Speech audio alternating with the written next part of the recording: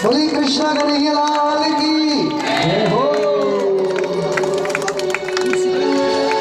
स्वागतम कृष्ण शरणागतम कृष्ण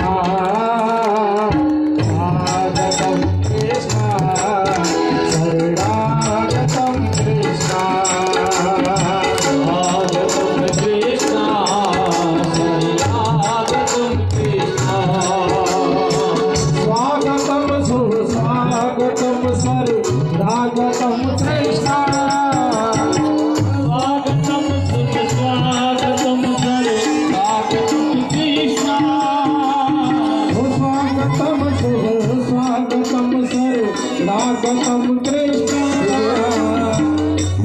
आज हमारे बीच हमारे कन्हैया आ चुके हैं, तो सबसे पहले हमारे यजमान परिवार आए लाला को बधाई देने के लिए।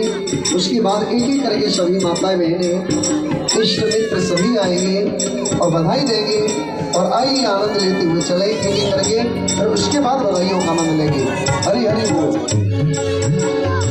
स्वागतम कृष्ण स्वागतम कृष्ण स्वागतम कृष्ण स्वागतम कृष्ण हो स्वागतम सुस्वागतम शरणागतम कृष्ण स्वागतम सुस्वागतम शरणागतम कृष्ण हो स्वागतम कृष्ण